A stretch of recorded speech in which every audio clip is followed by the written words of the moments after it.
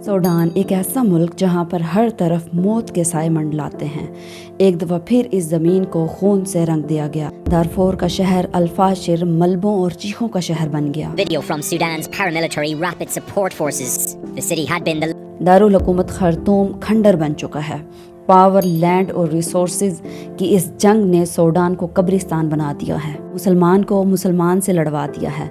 कब्रें खोदने वाले कोई और नहीं बल्कि मुसलमान ही हैं और अपने महलों में बैठने वाले हुक्मरान हैं। एक बार फिर दुनिया ने देखा कि ताकत अंधी हो जाए तो इंसानियत मिट्टी में मिल जाती है। अब तक 1.5 लाख लोगों को शहीद किया जा चुका है। 12 मिलियन लोगों को फोर्सफुली डिस्प्लेस्ड किया गया। तकरीबन 3,75,000 लोग मेल न्यूट्रिशन यानी कहत का शिकार हैं और सूडान की पॉपुलेशन तकरीबन 50 मिलियन के करीब है।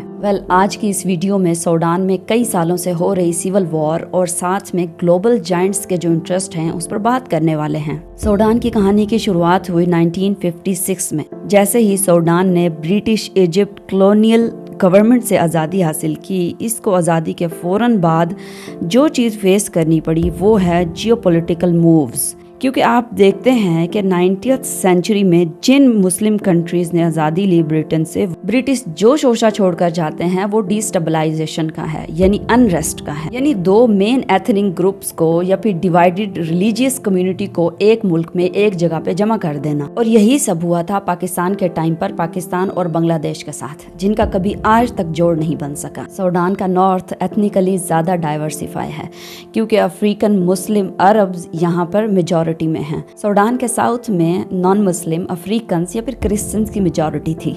इस सारी सिचुएशन के पीछे इजराइल का एक अपना इंटरेस्ट है क्योंकि वो चाहता ही नहीं है किसी जगह पर रेस्ट हो। पिछले 2 साल से वो 7 मुल्कों पर हमला करके अनरेस्ट की सिचुएशन पैदा कर चुका है और यहाँ पर सूडान की रीजन और जो पिछले 7 ममालिक पर उसने हमला किया है उसका ये मानना है कि ये ग्रेटर इसराइल में ये सारी रीजन आती है। यहाँ पर एक बात लाजमी क्लियर कर लें कि ये ग्रेटर इसराइल का जो अकीदा है ये ज्यूस का है, ये इजराइलियन का है।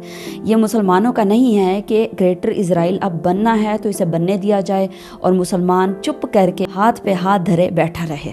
Moving to the topic, Sudan एक मिनरल रिच कंट्री है। सूडान के नॉर्थ में जहां मुस्लिम मेजॉरिटी है वहां पर 2 बड़े रिसोर्सेज हैं बाकी रिसोर्सेज के साथ। एक तो सोने की प्रोडक्शन और दूसरा यूरेनियम। सूडान दुनिया का तीसरा बड़ा मुल्क है जहां पर सोने को प्रोड्यूस किया जाता है।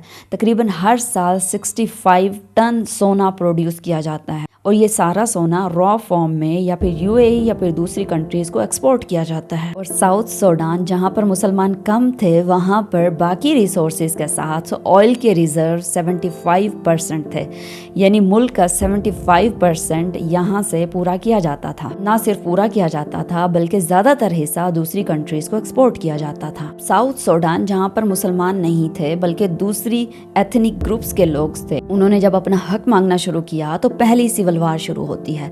1955 से लेकर 1972 तकरीबन 20 साल ये जंग चलती है और 5 लाख सिविलियंस को मार दिया जाता है, कत्ल कर दिया जाता है। 1972 के बाद 10 साल का वक्फा आता है और फिर 1983 में नॉर्थ सूडान और साउथ सूडान की सिचुएशन बहुत ज़्यादा टफ हो जाती है। वो इस वजह से कि सादिक अल मेहदी ने 1983 में जब शरिया लॉ को इम्प्लीमेंट किया नॉर्थ और साउथ दोनों के लिए, सादिक अल मेहदी ने 1983 में जब शरिया लॉ को इम्प्लीमेंट किया, ये नॉर्थ सूडान, ये नॉर्थ रीजन के लिए तो एक्सेप्टेबल था क्योंकि वहाँ पर ज़्यादा मुसलमान थे, लेकिन साउथ सूडान के लोगों के लिए ये एक्सेप्टेबल नहीं था और यहाँ पर मसाइल शुरू होते हैं और मामला बहुत ज़्यादा पेचीदा हो जाता है और नतीजे में दूसरी सिविल वॉर का आगाज़ होता है जो कि स्टार्ट होती है 1983 से और 2006 तक जारी रहती है। इस सिविल वॉर में शदीद झड़पों के साथ साथ 25 लाख से ज़्यादा लोग अपने घरों को छोड़कर चले जाते हैं। अब हुआ यूं कि कुछ अरसे बाद नॉर्थ सूडान और साउथ सूडान के बीच पीस डील होती है, लेकिन ये पीस डील भी ज़्यादा देर तक कायम नहीं रहती। 2006 के बाद 2011 में जाकर साउथ सूडान के लोगों को हक मिल जाता है कि वो राय दे सकते हैं अलग मुल्क के लिए। तो 99% लोगों ने, साउथ सूडान के लोगों ने अलग मुल्क के लिए राय दी और अपना हक को इस्तेमाल किया। और फिर इतने ज़्यादा लोगों का वोट देने के बाद साउथ सूडान को 2011 में एक अलग कंट्री बना दिया जाता है। साउथ सूडान को अलग मुल्क बनाने के लिए पीछे ताकतवर मुल्कों की एक लाइन है जो इसको सपोर्ट करते हैं अपने इंटरेस्ट के एतबार से। क्योंकि चाइना को तेल चाहिए, अमेरिका को अलाई चाहिए और IMF को कर्जा देने के लिए एक अलग मुल्क चाहिए, वेस्टर्न कंट्रीज को रिसोर्सेज चाहिए। साउथ सूडान में भी अपने सिचुएशन की एक सिविल वॉर है, लेकिन इसकी इकोनॉमी को भी सपोर्ट करने के लिए यही जो मुल्क हैं जो अपने इंटरेस्ट की बेसिस पे इसको सपोर्ट करते हैं। अब नॉर्थ सूडान में जो जंग चल रही है, सिविल वॉर जो स्टार्ट हुई है दो जर्नल्स के बीच, उसको समझते हैं। सूडान की पॉलिटिक्स तो शुरू से ही डर्टी है। पहले 2 सालों के अंदर जैसे ही SAF बनती है, यानी Sudanese arm force so called, तो वो हर बार मिलिट्री कू करके सिविलियंस की जो हुकूमत है उसको टिकने ही नहीं देते थे। मुश्किल कुछ ही महीने गुजरते तो नई हुकूमत आ जाती थी। सूडानीज आर्म फोर्स एक ऐसी फौज जो कि डिसाइड करती थी कि कौन हुकूमत में रहेगा और कौन गिराया जाएगा, यानी सब फौज और एस्टेब्लिशमेंट के कंट्रोल में था। अब होता क्या है कि सादिक अल महदी ने जैसे ही शरिया लॉ को इम्प्लीमेंट किया 1983 में, तो बड़ी तादाद में प्रोटेस्ट होना शुरू हो गए। उमर अल बशीर SAF को लीड कर रहे थे। उमर अल बशीर ने मिलिट्री कू के जरिए सादिक अल महदी की हुकूमत को गिराकर खुद लीडरशिप में आ गया और इसकी लीडरशिप 1989 से 2019 तक चली, यानी 30 साल, यानी पावर के बेसिस पे इसने 30 साल हुकूमत की। अब सवाल तो ये बनता था कि उमर अल बशीर ने 30 साल वहाँ पर कैसे हुकूमत कर ली, उस जगह पर जहाँ पर एक हुकूमत को कुछ ही महीने टिकने दिया जाता था और दूसरी हुकूमत को लाया जाता था। बिल्कुल यहाँ पर ये डर्टी पॉलिटिक्स और ज़्यादा वर्स हो जाती है। उमर अल बशीर फौज को रिप्रेजेंट करता था और ये फौज के ज़रिए से ही लीडरशिप में आया था, और अब इसको लगता था कि ये फौज कहीं मेरी हुकूमत को भी गिरा न दे। तो इसको एक हल सूझा कि क्यों ना मैं एक और फोर्स खड़ी कर दूं अपने हुकूमत की हिफाजत के लिए। तो इसने 2013 में एक पैरामिलिट्री फोर्स बनाई जिसका नाम RSF रखा, यानी रैपिड सपोर्ट फोर्सेस। इस नई बनने वाली फौज को मोहम्मद हमदान दगालू, यानी हिमैदती जिसको कहा जाता है, उसको लीड कर रहे थे। एट द सेम टाइम जो SAF है, सूडानीज आर्म फोर्सेस हैं, उसको जनरल अब्दुल फताह अल बुरहान लीड कर रहे थे। सूडानीज आर्म फोर्सेस को, यानी जनरल बुरहान को इंगेज कर रखा था उमर अल बशीर ने दारफोर में, यानी कोई बागी यहाँ से ना उठने पाए। और हाँ, अगर तुमसे यानी SAF से मेरी हुकूमत को कोई खतरा लाहक होता है तो मेरे पास RSF जवाब देने के लिए मौजूद है। यानी अब दोनों फौजें उमर अल बशीर के अंडर चलना शुरू हो गईं। RSF पर उमर अल बशीर की खास इनायतें थीं। हिमैदती ने वेस्ट का कंट्रोल संभाल लिया था, यानी दारफोर का कंट्रोल और सोने की प्रोडक्शन का कंट्रोल। उनका पूरा कंट्रोल सोने की माइंस पर था। जहां सूडान हर साल 65 टन सोना प्रोड्यूस कर रहा था, वहां RSF के कंट्रोल के बाद 300% तक ज़्यादा इजाफा कर दिया गया सोने की प्रोडक्शन में। और जो ब्लैक मार्केट में जाता था वो अलग था। और ये भी कि उमर अल बशीर जनरल्स को बड़ी बड़ी कुर्सियों पर, ओहदों पर बिठाता था, और जो सारा बिजनेस था, सारा इकोनॉमी थी, वो उनमें और उनके फैमिलीज में डिस्ट्रीब्यूट किया जाता था। आज भी सोने के डिस्ट्रीब्यूशन के या एक्सपोर्ट के जो अकाउंट है वो उनकी फैमिलीज के नाम पर हैं। और आहिस्ता आहिस्ता RSF एक पावरफुल मिलिट्री फोर्स बन गई जिनको एक्सपोर्ट भी किया जाता था दूसरे मुल्कों में। दूसरी तरफ SAF यानी जनरल बुरहान ने ईस्ट का कंट्रोल संभाल लिया था, जिसमें इनके पास रिवर नाइल्स और बाकी कुछ ऑयल रिजर्व्स का कंट्रोल था। मतलब सूडान की जो स्टेट है वो कभी भी ट्रू रिपब्लिकन नहीं बन सकी। अब इस वक्त सूडान के लोगों को ये बहुत अच्छे तरीके से अंदाजा हो चुका था कि ये जो हुकूमत है उनके साथ क्या गेम चल रही है। तो इसके नतीजे में हुए शदीद प्रोटेस्ट, शदीद झड़पें हुई और एक सिविल वॉर शुरू हो गई। सिचुएशन को कंट्रोल करने के लिए होता है RSF और SAF का गठजोड़, यानी जनरल बुरहान और जनरल हिमैदती ने यह फैसला किया कि उमर अल बशीर की हुकूमत को घर भेजते हैं। और फिर यही होता है कि 2019 में आखिरी मिलिट्री कू किया जाता है और फिर उमर अल बशीर को गिराकर, उसकी हुकूमत को गिराकर उसको जेल भेज दिया जाता है और वहीं पर उसकी वफात होती है। अब मामला यहाँ तक पहुँच जाता है कि SAF और RSF दोनों कंट्रोल चाहती हैं, दोनों में पावर स्ट्रगल शुरू हो जाती है। और ये पावर स्ट्रगल तब ज़्यादा शदीद हो जाती है जब UAE की तरफ जाने वाली $1 बिलियन की शिपमेंट जिसमें मिनरल्स और सोना था उसको रोक दिया जाता है SAF की तरफ से, क्योंकि SAF यानी जनरल बुरहान ये चाहते थे कि हम तो एक रेगुलर आर्मी हैं, सूडानीज आर्म ऑफिशियल फोर्सेस हैं, तो जो कुछ भी होना चाहिए हमारे थ्रू होना चाहिए। 2020 में यही मामला शुरू होता है और 2023 में बहुत ज़्यादा शदीद हो जाता है। SAF और RSF के दरमियान अब ये डील होती है कि हम पावर शेयरिंग शेयरिंग कर लेते हैं, यानी जनरल बुरहान और जनरल हिमैदती के दरमियान पावर्स को शेयर करने की कोशिश की जाती है। यानी मामला वहीं पे ठहरा है, अवाम को कुछ नहीं मिल रहा, अवाम के हक में कोई फैसले नहीं हो रहे। पावर शेयरिंग या फिर सारा बिजनेस जो है वो अपने हिस्से में करने की कोशिश की जाती है। अब ये प्रपोज किया जाता है कि आरएसएफ और एसएएफ को दोनों को मर्ज कर दिया जाए।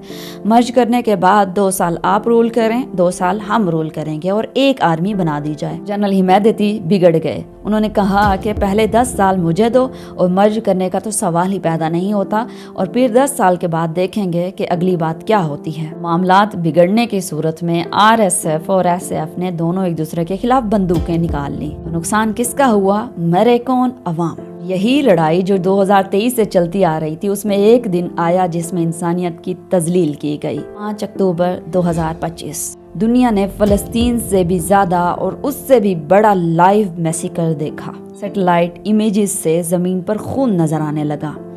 2000 लोगों को मौत के घाट उतार दिया गया, जिंदा जला दिया गया, जिंदा दफन कर दिया गया, जमीन में इज्तिमाई कब्रें बनाकर जिंदा दरगोर कर दिया गया। निहत्ते सिविलियंस पर अटैक हुए। मॉडर्न हिस्ट्री का सबसे बड़ा ह्यूमैनिटेरियन क्राइसिस रिपोर्ट हुआ। यूएन ने इस वाक़ये को इंतहाई खौफनाक कहा, मगर सच तो यह है कि ये लफ्ज़ ना तो इस दर्द को समेट सकते हैं जो कुछ सूडान में हुआ, ना ही इस जुल्म का बोझ उठा सकते हैं। दुनिया ने देखा कि इंसान ताकत के कंट्रोल के लिए किस हद तक जा सकता है। ये दरअसल इंसानियत की शिकस्त है। पूरी दुनिया खामोश तमाशाई है और जिन कंट्रीज का इंटरेस्ट है वो अपने इंटरेस्ट के बेसिस पे या तो ईस्ट सूडान का या फिर नॉर्थ सूडान का साथ देते हैं, यानी या फिर वो एसएएफ का साथ देते हैं या फिर आरएसएफ का साथ देते हैं। एज आई सेड अर्लियर कि आरएसएफ के पास वेस्ट का कंट्रोल है, जहां पर सोने की प्रोडक्शन और यूरेनियम इनके हाथ में है, और एसएएफ के पास नील के बहाव का यानी ईस्ट का कंट्रोल है, और कुछ ऑयल रिजर्व्स भी उनके हाथ में हैं। अब सवाल ये है कि इन दो पावर्स कॉरिडोर्स के बीच में जो ग्लोबल जाइंट्स हैं उनका क्या इंटरेस्ट है, वो क्या ढूंढ रहे हैं, उनकी क्या तलाश है। जब बात की जाती है यूएई की तो यूएस के बिना यूएई कुछ भी नहीं है, यानी इन दोनों के सेम इंटरेस्ट हैं। रिपोर्टेडली यूएई आरएसएफ को फंड करता है, मिलिट्री वेपन्स और ड्रोन्स को मुहैया करता है जो अबू धाबी के चैनल से आरएसएफ तक पहुंचते हैं, और बदले में इनको क्या मिलता है? सोना।